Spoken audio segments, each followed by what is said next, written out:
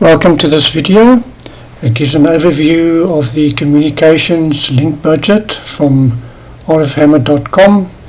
You can download the software from rfhammer.com, save the exe and the icon file on your PC, and it should run on all standard PCs with Windows 10. So first window that opens is this one.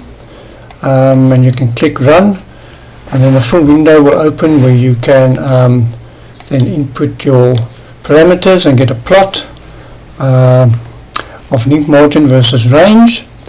So over here we see two main windows. The one on top here is where all the input parameters can be entered. So we have an uplink and a downlink, which are calculated simultaneously. As you can see down here, we have the uplink in blue and the downlink in orange. Then we also have the plot parameters here, and then the plot of the link margin versus range. So the input parameters are fairly standard. We have transmit power in watt, transmit antenna gain, receive antenna gain, the noise temperature.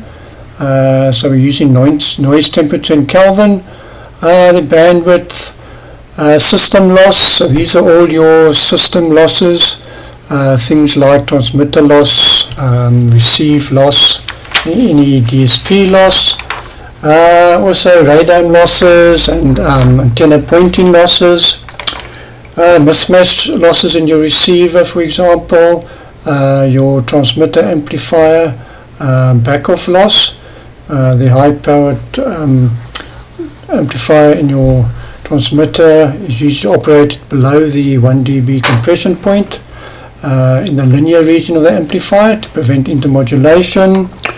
Also implementation loss related to your energy per bit implementation.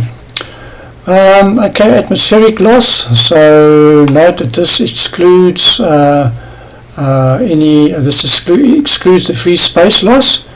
But it would be things like rain attenuation, fog cloud attenuation, atmospheric gas attenuation with water vapor, and then also polarization loss and any other type of propagation loss. So this is entered as dBs per kilometer one way, as this is a communications link.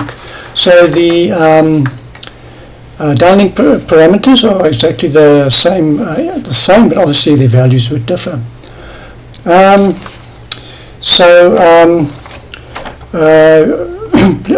plot parameters, so we can input the start range, the stop range, the number of ranges, and the range marker.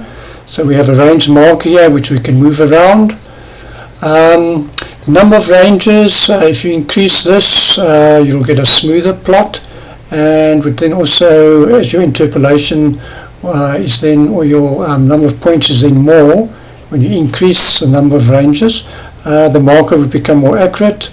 Or you can then just select a smaller stop and start range to improve the accuracy of the marker. Okay, so at the bottom here we see we have the plot. So we have the uplink and the downlink plotted.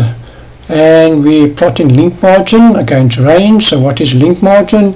Link margin would then be the difference between the calculated energy per bit and the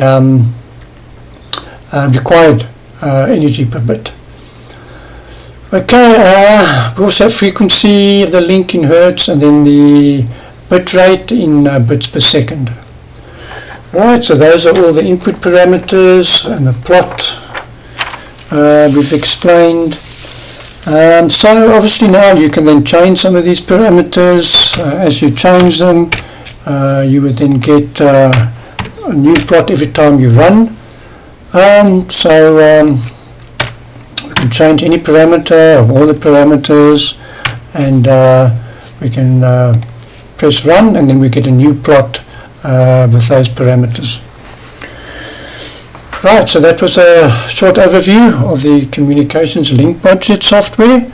Thank you for watching this video, and please remember to visit rfhammer.com.